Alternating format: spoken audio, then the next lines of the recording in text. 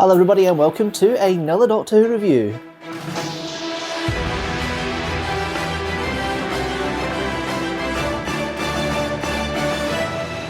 This time it's an 11th Doctor story I'm reviewing today, of course, Cold War, written by Mark Gatiss. A Russian submarine from 1983 finds an ice warrior in the ice and is slowly escaping from its ice tomb. By the time the Doctor and Clara arrive, Skaldak is already starting to cause trouble and is stalking through the shadows of the submarine, even at times coming out of its own armour. Clara attempts a bit of diplomacy, but Skaldak, the Grand Marshal that they found coming out from the ice, is not in the mood for talking. The Doctor threatens mutual destruction, a la like the Cold War of the time, and Clara appeals to the memory of Skaldak's family, including his daughter, who he mentions earlier in the story. At the last moment, the Ice Warrior's ship does arrive and takes Skaldak off, saving humanity from nuclear destruction. Okay, with the cast as always, we start off with the 11th Doctor, Matt Smith. This one isn't as wild and crazy as normal. I think there's an element of the Doctor trying to impress Clara, and this is only the second full adventure she's had after the Bells of St. John, the previous one being the Rings of Akaten. So Clara's still fairly new to this, and the Doctor's trying to show his side of, let's be the whimsical traveller and show this new companion what the universe has to offer. And they're supposed to go to concert and they end up in 1983 in a Russian submarine in the Arctic Circle. So it's an interesting setup there. He doesn't get much chance to use the sonic screwdriver initially because the sonic screwdriver gets lost in the initial scuffle when he comes into the ship and as part of the chaos that's happening with Skaldak at the time. I think really it's just a case of him trying to use more the Doctor's wits in this one than actually all the flailing arms that he usually does. It's a very confined space, and I think it's very well placed here that the Doctor doesn't have all these flailing arms over the place. It's actually more focused on what he says and what he does. And I quite like the way that's come across here. The fact that the Doctor knows about the Ice Warriors and knows about Skaldak himself and his history attached to him is a nice little bit of known foreknowledge. I like the fact that the Doctor refers to meeting Ice Warriors a long time ago. The last time we met the Ice Warriors was in the Third Doctor's era in Monster Peladon, which I've done a review for already. So yeah, it's been an interesting situation that's been put across the Doctor here, and we see the more talky side here because of the such confines of the space, and it makes it a bit more claustrophobic. There's lots of close-ups of the expressive face of the 11th Doctor, and actually this Doctor works in this situation when his back's against the wall a bit. You can see the desperation, but it's a really good performance of Matt Smith, and he actually nails what he's given, and the writing kind of supports the 11th Doctor here quite well, which I quite like. We then have Jenna Coleman, known at this point as Jenna Louise Coleman, playing Clara Oswald. Still kind of a generic stereotype to an extent of her type of companion. I get the sense that Mark Gatiss, who wrote this story, gets what Clara's supposed to be and who she's supposed to be as a companion, and quite inquisitive there, but she's always been headstrong, Clara, and this one certainly shows it when she becomes the plucky negotiator for Skaldak, and when the Doctor and the Captain are trying to figure out who will be the person who speaks to him once he's been chained up. But it's interesting how that all works and how that comes across, but you do get the vulnerability there from Clara. Jenna Coleman knocks it out the park. It's actually a nice little nuanced performance. Sometimes you don't know what Clara's like in these early seasons because the emotions flip-flop and change and the characterization's a little bit over the place because she serves sometimes as a plot device like she does in things like Nightmare and Silver. However, in this one, I think it's a bit more of looking at her character and trying to establish the fear factor. I like the bit with Jenna Coleman when Clara finds the dead bodies of the dissected crew members after Skaldak goes on the rampage outside his armour. I thought that was quite an interesting setup, and it was quite a real emotion, and I think that works quite well, and it helps get into Clara's psyche and her still trying to find her feet with some of the scary stuff that's happening here, and kind of builds her meta a little bit. So it's a nice little character building one, this one. I think it works for me in that respect, and I quite like the way Clara is performed here by Jenna Coleman. I think it's a well performed characterization this time round, and actually one of the more comfortable stories to watch Clara in this second half of season 7. We're going to go into the guest cast. We'll start with Tobias Menzies, who plays Lieutenant Stepashin. He's the one that seems to be more for the Russian cause, feels there should be a war to stop all this Cold War and actually get to a situation where things come to head, the conflict comes to head. You see that kind of nice little side to him. The two main guest casts I want to mention, of course, are Liam Cunningham playing Captain Zukov. Initially, he's kind of protective of his crew, but he's quite a reasonable captain after he realises the Doctor could actually help and try and settle the situation a little bit. And I quite like this nuanced character here from the captain. He's not just a gung-ho captain, he actually has some sort of understanding and knows when help is there and how to utilise it. And I think I quite like the way he comes across at this one, and I think it's well played by Liam Cunningham. And then we have David Warner playing Professor Grushenko, who seems to have kind of double act and rapport with Clara, and is there to help support Clara when she's at her most scared moments, which is really quite nice to see. And I quite like the way that Grushenko is played by David Warner. And of course, David Warner by this point had done Doctor Who in the Big Finish stuff. He'd done an alternative Doctor, an Unbound Doctor, about 10 years previously. Quite nice to see David Warner. He plays a nice role. I think it's a nice, sweet role for the Professor. A little bit dotty, but I think that probably is the nice light relief you need for this story. We then have, of course, Nicholas Briggs doing the voice for Skalduk the Ice Warrior, and the actual body is played by Spencer Wilding.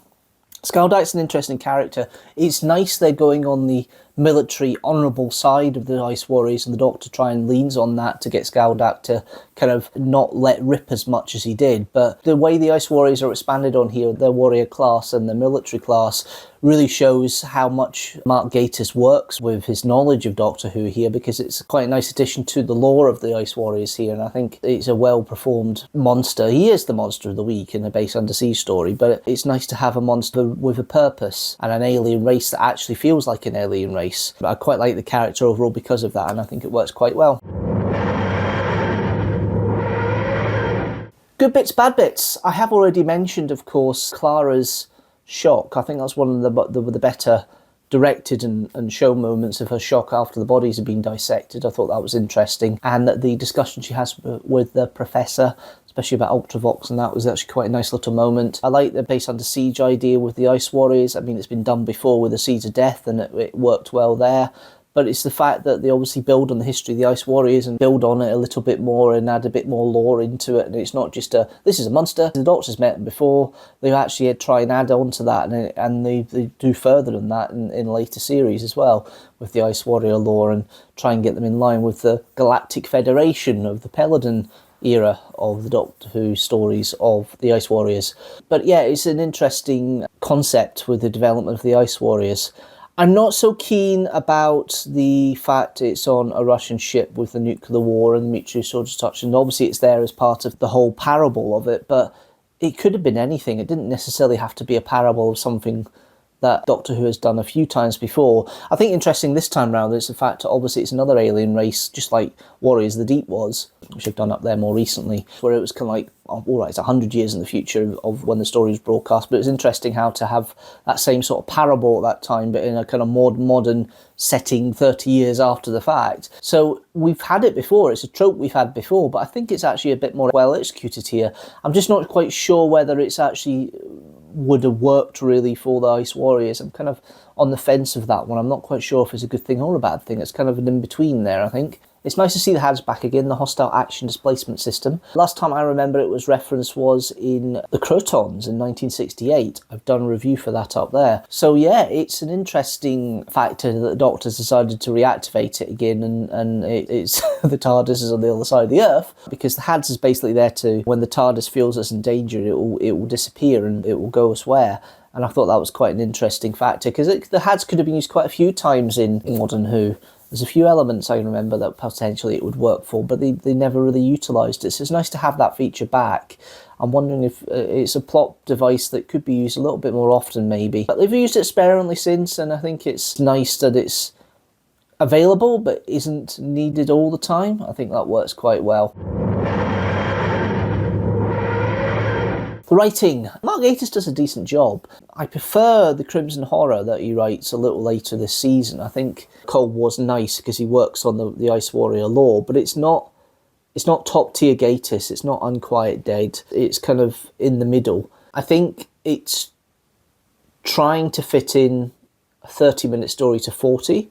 I think the plot synopsis and the way it goes along with the pace is very quick. It's actually got a runtime of 41 minutes, so they've even stretched it out from there. One of the upsides is Douglas McKinnon's direction. It's very dark, very cramped, very claustrophobic, lots of close-ups. I love the fact you don't really reveal the Ice Warrior Skaldak right to the end of what he actually looks like inside the case, although the CGI realism for that is maybe not executed as cleanly as I'd like, and it's not what I expected to think of what would be inside an Ice Warrior's case. Very well directed otherwise by Douglas McKinnon. There's a lot of emotion and tension in there, and he actually captures the feel of the situation very well, and I think it works good for that.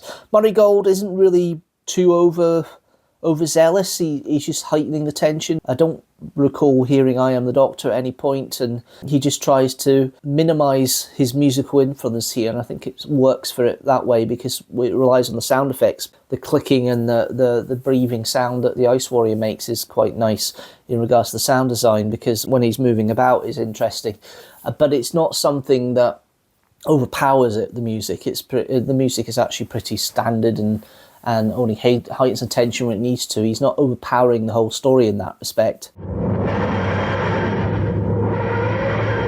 Overall, it's a fun little story. It is a bit take your brain out though, so it's not going to be the best rated Matt Smith story of my review so far.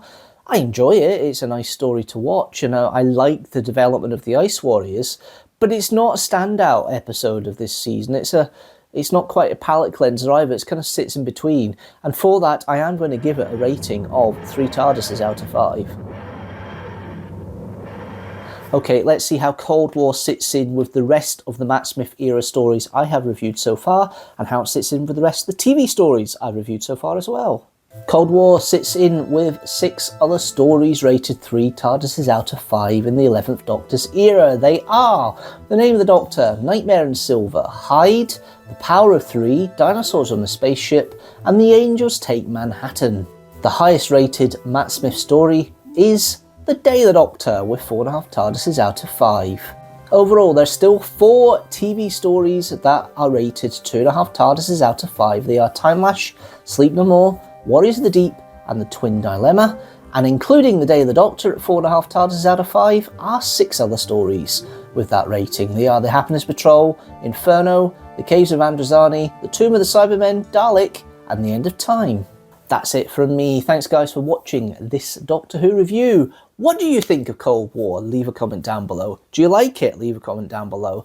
Are you not so fussed or not quite keen or don't really like it? Leave a comment down below. And my recommendation for a Doctor Who story to review from the 11th Doctor's era is The Day of the Doctor. The link is in the description and up there in the corner as well. Don't forget, if you like this 11th Doctor review, I have done other Doctor Who reviews for that era, and you can see the playlist up there as well. If you like this video, please like it and share it with the hashtag teamstructor, and also hit that subscribe button and the notifications bell so you know when a new video comes out. General new video every second Sunday at 4 PM GMT. I am back in 2 weeks' time with a Kidstructor. I will see you then. Until then guys, thanks so much for watching, and you know what? I'll see you later.